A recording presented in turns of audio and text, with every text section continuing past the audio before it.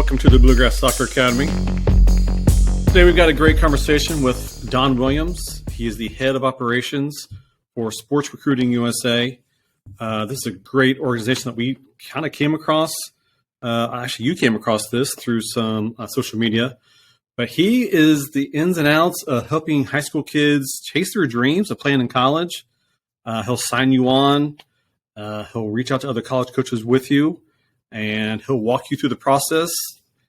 And I think this is a great idea. He's gave us some interesting perspectives that you and I really didn't think about as well, as far as the college player, college in general, the elite type of players and differences between men and women. So I'm looking forward to this two-part series, actually, that we're going to be breaking into. So a lot of great information from Don Williams today. Yeah, and it's funny how I came across Don Williams. Of course, on Twitter, I follow all the soccer people that you can follow. And there was a cartoon that popped up that you're going to hear about, that you're going to see, that we're going to mention in the episode today, that had to do with soccer recruiting and the club you play for in your soccer career. And so started talking to Don via that cartoon, and he was willing to jump on with us. And we ended up having a long conversation with Don, a lot longer than I think either you or I anticipated, but that's how good the conversation was. So we are going to break this up into two parts. Before we dive in, just give Don a little shout out. He is on Twitter at Don_K_Williams. And he is also on Facebook, or his company is on Facebook at Sports Recruiting USA. So two ways to follow him there. And then, of course, he will, all of that information will appear in the podcast details of this episode. But I'm excited. Let's hear what Don has to say. Absolutely. All right, welcome to the show here. We got Don Williams with us. He's with SRUSA, which is Sports Recruiting USA. Don, welcome to the show. Hey, thanks, Chris. I appreciate you guys asking me to be on. Absolutely. So get us started here for our listeners. Can you give us a little background about yourself and your company you got going on here? Yeah, I guess we'll start with the background. I've been involved with this game, soccer, now as basically my only sport since I was 9 years old, with a few years hiatus when my kids were really young. But I started coaching when my kid was probably 5. And I remember, Chris, I went out to sign our kid up, and I was sitting in the car. I remember going to my brother's house for his birthday or something. And my wife goes in, signs the kid, comes out with the president of the league, who says, "Hey, I understood you played soccer." So I played in high school, started to play in college, and then just dropped out to go have a family with my wife, and but played travel leagues, we would call them back in the day, in select. And so I played at, what was a decent youth level, and heard I played. So they asked me to say, "Look, your son really is too young to play." They started him at 6 back then. And he goes, "But we'll let him play if you coach." And what am I going to do with my kid sitting in the back seat? I'm going to go, "No. Yeah, my kid's looking forward to this." So I said, "Fine, but I know nothing about coaching at all." That's the first thing I said. And he said, "Don't worry about it. We'll send you to coaching school." So they did. So, go through the F and the E and the D and eventually I decided I liked it. And I started coaching at the high school level and went for my C. And when I was at my C license, I met a lady named Lisa Best Sellers at the time, Lisa Kowalski now, who said, "I just got a job at Cal State East Bay." And that was our local university in Hayward, California. At that time it was called Cal State Hayward. And she said, "Would you come and coach?" So I started coaching in college and went for my C and the B. And I think at my B license, I ran into Troy Dyack, who used to play for the Earthquakes.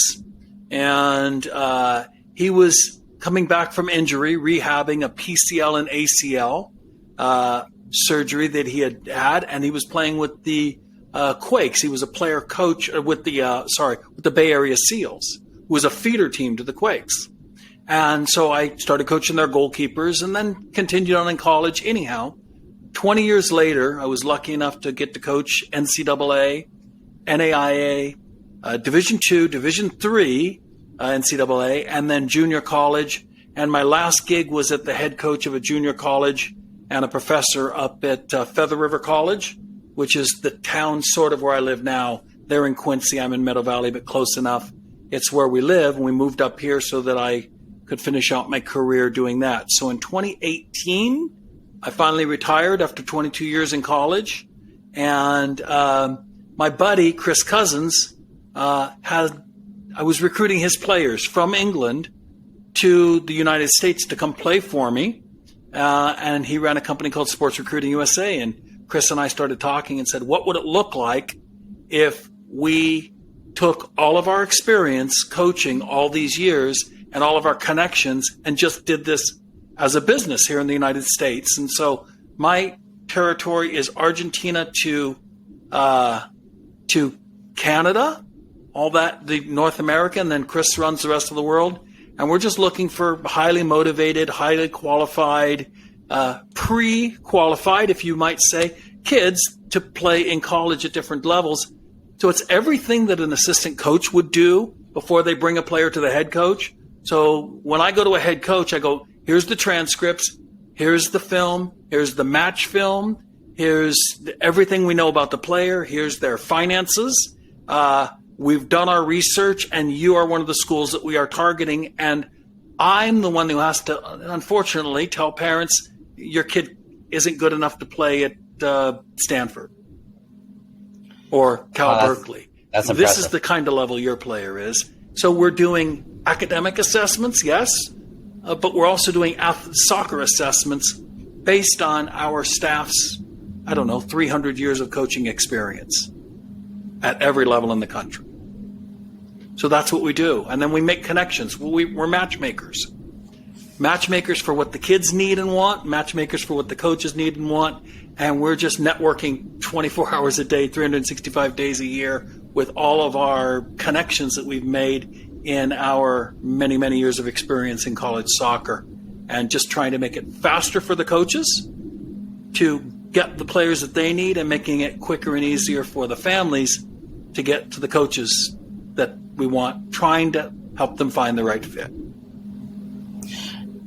Do you, with your with the Sports Recruiting USA, do you all focus mostly on bringing kids into the States, or do you all also work vice versa and sending players overseas?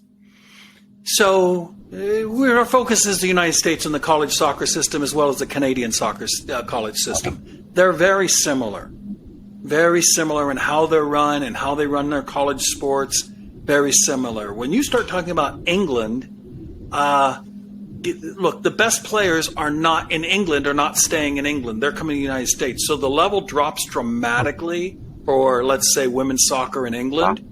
You can't, it's not the same. And even men's soccer. My son, we've got used to be called the BUSA. They've changed the name now, but a national championship medal from University of Bath that my son spent some time playing for while he was taking classes at Bath and playing for a team called Team Bath. So I got to kind of see the level, and it's not very good. It's not comparable to the United States.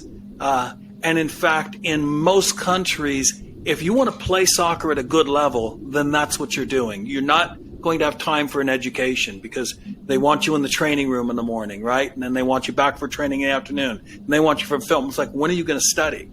It's going to take me 7 years to graduate if this is what I'm trying to do, play and take care of this full time. So the American and Canadian educational systems, though, have, of course, athletics woven into the curriculum. So it's really the only setup. So there's not a lot going on over there. Now we send players over to Spain, to Malaga City. We have a pre-college academy that goes on over there where we're prepping the kids for an entire year to go to college while they get to play against Spanish teams and live there, and they can even study there for a year. But it's more of a preparatory thing. We're not trying to necessarily push players pro, although we've had 3 or 4 players get signed pro out of that. That's not the goal. So we do send players overseas, and we do have some opportunities in England and Germany through relationships that we have for gap years. Or even one of my clients from Colorado he spent 2 years in Spain while he's still studying high school, and now he's spending a year in Germany while he's still finishing high school, and then he may take a gap year after that and then come into the American college system. So he gets 4 or 5 years of experience overseas, which, look, nobody in the United States is going to disagree, right, with this, that soccer's better in Germany and England and Spain. It's better there than it is here, right? No, Yep, nobody's going to, that's not going to offend anybody, I don't think, right, or surprise anybody. So I've always told kids, my own son did this straight out of high school. He went over to England and then got a trial in Germany at FC Cologne, and he spent time in Mexico. And he studied under guys that were coming over from Holland and from Germany. And, you know, I believe thoroughly that players, if they want to be elite players, need to expand their educational opportunities within soccer. And of course, when you study overseas, it also opens up and broadens your views of the world, right? Changes the way you see things. You're not so you-centered. You start to see that there's a big world out there.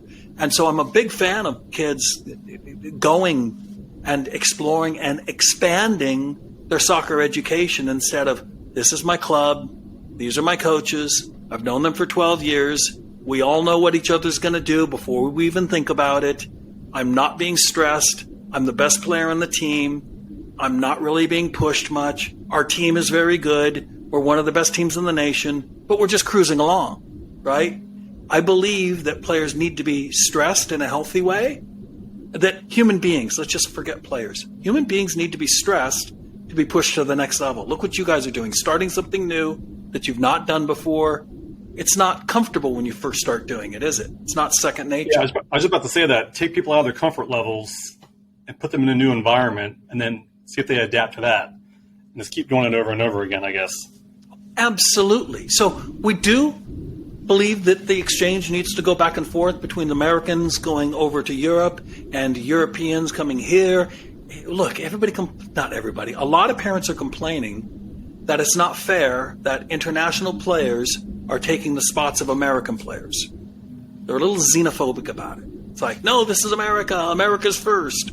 It's like, no, it makes you better. If you care about soccer, I have learned as a coach, I have learned from my players that have come over and played for me in Germany, and they played in Sweden. And we talk about, I defend quarters completely differently now than I did 20 years ago because of a player who convinced me that their way in Norway was better. What he had been taught at his club was better. And he showed me, and we tested it, and it works much better than the way I had been taught by American coaches at coaching school.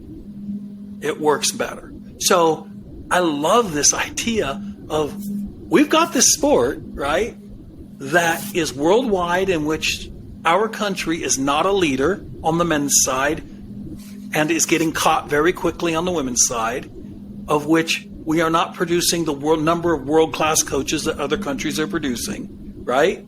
We've got a lot to learn, and I like the idea of that interchange, and I think it's very valuable to the overall soccer education of the kids and of coaches. That's a really, really cool perspective. And we've had several athletes from around the area on to talk about recruiting and hear about their path and how they ended up at the collegiate level. And we've had, you mentioned the NCAA, the NAIA, Division III, all those, we've had different athletes at different areas. But Don, what caught my attention, I'm a Twitter follower of yours, and what caught my attention was a conversation that you were having with another soccer guru on Twitter, and they had posted a cartoon.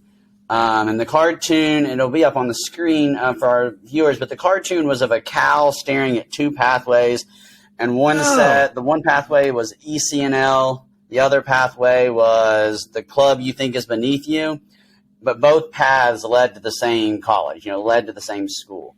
And so we've had these conversations with players about those pathways to reach their goals to where they want to be. You have given us another pathway, joining your company. But can you just kind of talk to us a little bit about that cartoon and how you perceive that cartoon?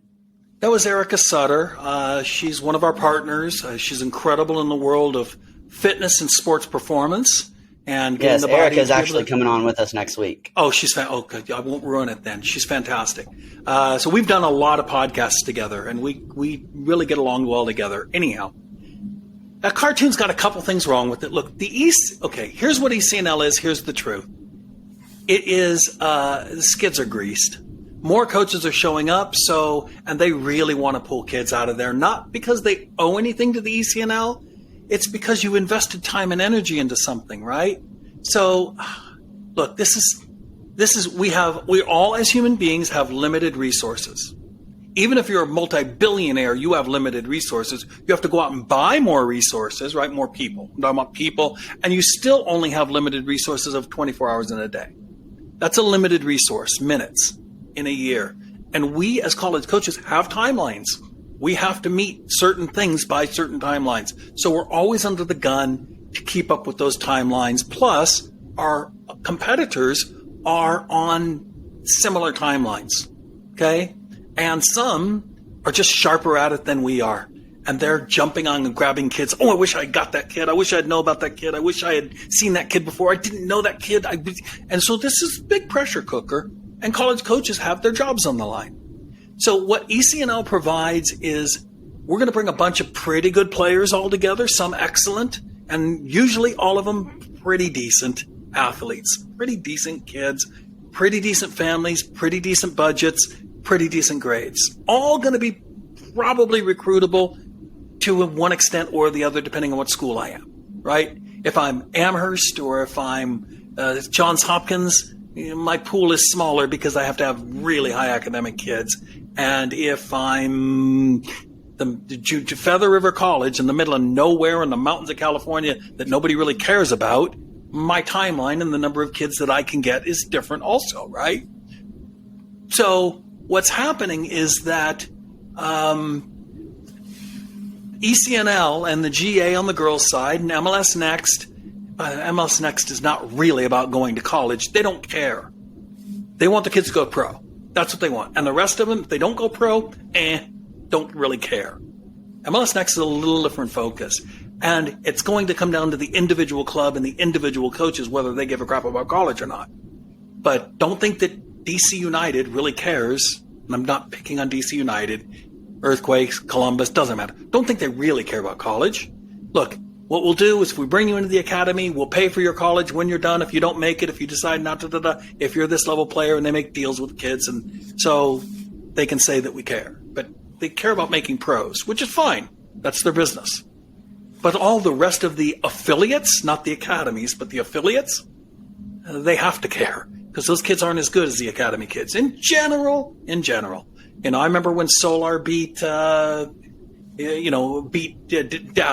right? Solar beat Dallas. It's like, oh, okay, that's great. So a non-affiliate team can beat, doesn't mean that, but you know where I'm going with this, right? The clubs are trying to get the best kids that they can, trying to develop them, trying to find the pros. So other than that, the rest of these guys, so what's the draw? It's college, right? College. So let's bring the best kids that we can think of, that we can find in our areas, representative of the country, into one place. And the college coaches are now using those instead of using Surf Cup. They're not using Dallas Cup anymore. They're not using Surf Cup anymore. Not like they used to. Not in the numbers that you used to. They're not using Disney anymore. Okay? Those aren't the events that draw all the coaches anymore. Jefferson Cup isn't what it used to. The Minnesota one, whatever they call it, up in Blaine, I think, the big one up there. They're not what they used to be because the college coaches have limited time and resources. Division I now can have 4 coaches. Division 2, 3. These coaches are limited in how many staff members they have, how many hours they have, and how much money they have. Most schools. UCLA is not limited, but you know what I'm saying, most schools. So where do we go? We're going to these 7 events seem to work for us, and we seem to put together pretty decent teams.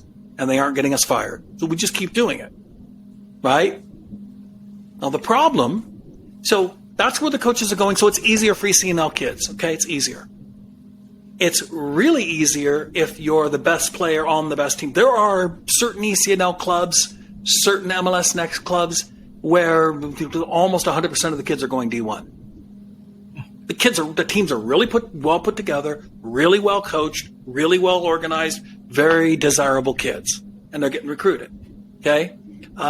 Then you get to, what about the bench player? What about the 7 bench players, the 8 bench players, the 9 bench players? What about the team that's not first in the league, that's last in the league? So the majority of the kids are not getting picked up in any of those leagues, but the percentages are higher. So it's about 9.5% of the girls will go on to play in college soccer at any level, and that includes the worst junior college in Alaska.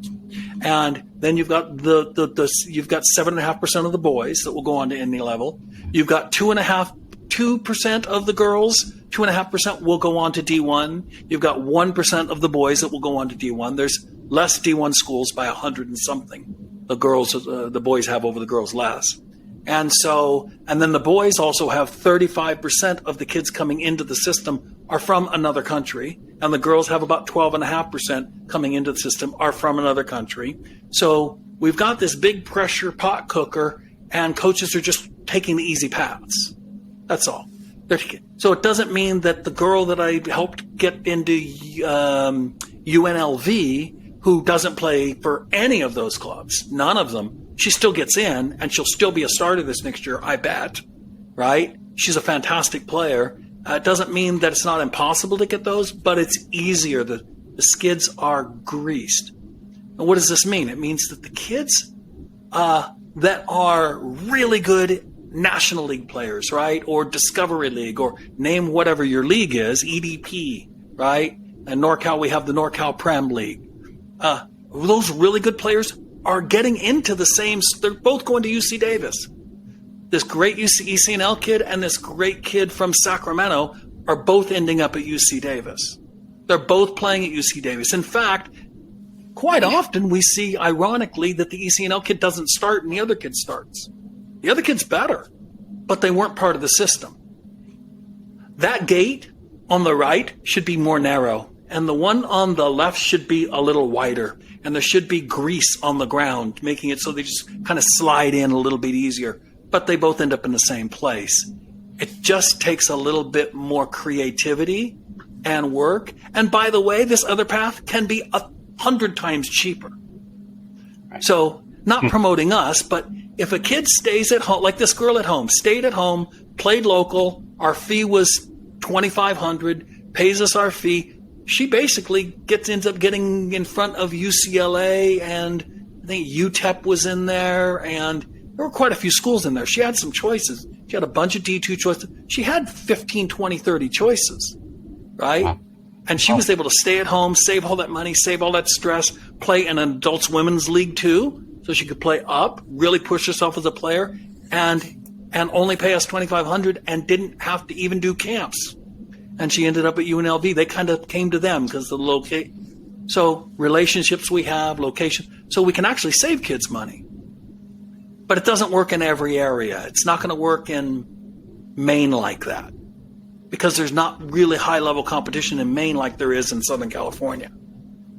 Big metropolitan areas, it can work very well, that system. If you're playing in your top, Northern California is full of this NorCal Premier League kids. They don't play ECNL. They don't do the crazy schedules. They kind of have more of a regional league. They're telling you there's loads of top D1 kids that are coming out of there. It's really interesting. Yeah, that's a lot of good stuff here. And I think what I'm hearing here is, and we mentioned earlier, getting people out of their comfort zones, and, leagues are changing, budgets are changing, college coaches are going from here to there, the size of the pools and the quality of the pools are changing. So with all your experience with your coaching and helping kids get recruited, are there any misconceptions that you see kind of a trend here of the last couple of years with all these changes going on? Yeah, there's a lot of them. D1 or bust mentality, you may have heard about it. It's killing us. That's a clear one in our area. Literally there's only 39,000 openings in this country for the boys. About 43,000 on the girls' side. College openings, add them up. Add up every school in the country and go, what's the normal roster size? You pick the number. And so whether it's the number's 44.2 or 39.8, just depends on whether you said there were 20 kids on the roster or 21 or 32. Because there's rosters in this country that can't field 11 players on the girls' side, and a few that have a hard time fielding 11 on the boys' side. Small junior colleges, small NAIA schools, certain areas of the country, maybe not as desirable. And people use that as an example to go, well, then everybody can play in college. Yeah, but these kids, if you eliminate the numbers of schools kids won't go to, simply won't go. The school is struggling with enrollment, you understand. And schools are Holy Names in Oakland, California, closed down. Notre Dame de Namur in across the bay in San Bruno closed down. These are Division II institutions closing down. Marymount in California, NAIA, National Championship caliber on the men's side, closed down. So these schools not only can't get students to come, let alone get athletics. So if you throw those schools out, there's not that many spots open in this country. And that when I see a list of a kid, it's the top 50 schools in the country, Division I. It's the ones that we always see on TV. It's the big names we all know on the sweatshirts. We don't even have to think about, oh yeah, I know where Creighton is. I know where Duke is. I know those schools. I want to go there. And it's because the advice that's being given to them is this. Pick the schools that you want to go to and then start writing those coaches. Start going to those camps. Start putting yourself out there to those coaches. The problem is they've never been nobody's looking at a kid and going, look, you can't play at Stanford. You can't play at UCLA. You can't. And everybody says, well, you can't tell kids what they can't do. Well, no, not at 13, not at 12, not at 11, not at 10, not at 14 maybe. But by 16, I'm telling you where you're at, whether you like it or not. Oh, but they might get better. Yes. Well, they spent 14 years playing this sport, and this is as good as they've gotten. And by the way, they don't even watch the Premier League. They can't even tell you Arsenal's leaving the Premier League. Do you watch soccer on TV? Yeah, we watch the women's national team when it's on. So you watch soccer every 4 years. Okay. So you're not even studying the sport that you say you love so much, and yet I want to go to Stanford and I want to go to North Carolina with soccer junkies. That's all those kids care about. They're from other countries. They're from the United States, and they're junkies. It's all they think about, sleep about. That's why they eat. That's why they do what they do. It's why they study when they study. It's because of soccer. I raised one of those kids. I know what it looks like. I am one of those kids. I know what it looks like. I've coached many of those kids. I know what it looks like. And I see that they go on to play at UCLA and Loyola Marymount and, in North Carolina. And I've never had a kid in North Carolina. I have Duke, Stanford. So I've seen these kids grow up, and I know what it looks like, and you don't look like that. That's my job. Now, what you look like is this group of kids. This group of kids is what you look like. Those kids are your people. They happen to be existing at these D3 or D2 or D1 or junior college schools. That's where or this set of D1 schools here, but they don't exist at that set. This is who you are. You will be happier with these people. These people are your people. You'll be synergistic with them more than you would be with those people. Yeah, I'm curious. I'm glad you brought that up, that D1 or bust situation. We've dealt with this coaching high school where the parents are driving their D1 ready, or they'll easily get recruited by D1 schools, and we're looking at ourselves saying that's just not realistic. Do you encounter parents a lot saying, oh, he's good enough for this? How can you say my kid's not good enough for that? Is that an issue in today's world where everybody wants this instant gratification and parents think of the world of their own kids? Oh, all the time. Look, we're an invitation-only agency, right? So we only we have about a 25% acceptance rate as an agency worldwide, about 25% acceptance rate.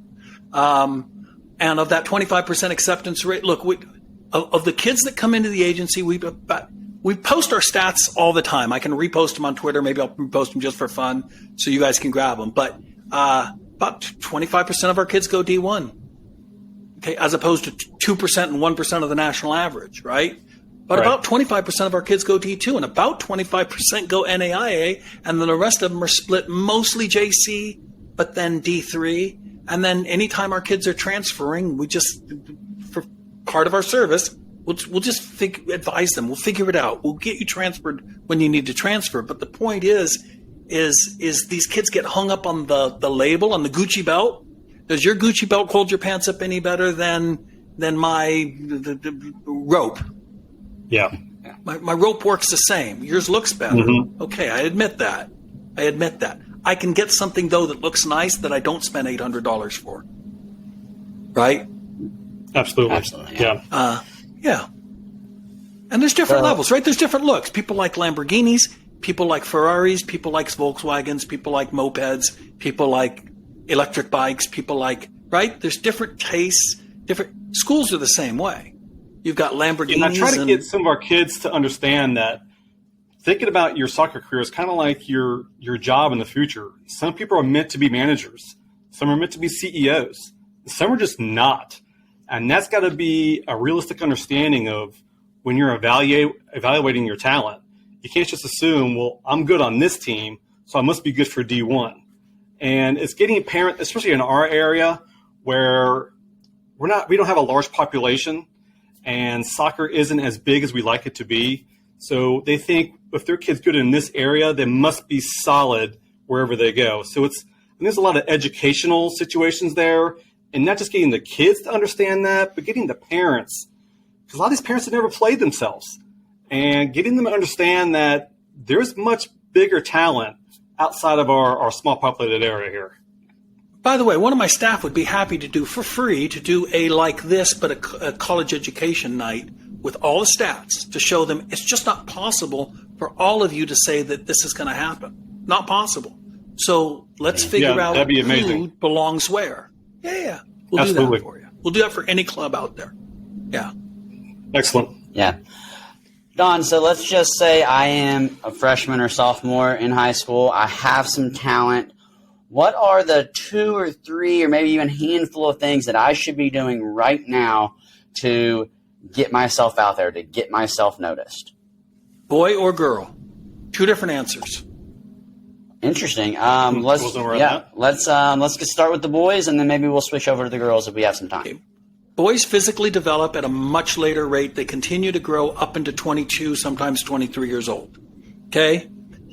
They are going to, even if they finish out top to bottom, they're going to continue to fill out muscularly. Okay? Tremendously. Come on, guys. Think about where you were at 22, right? How invincible you felt at 22, right?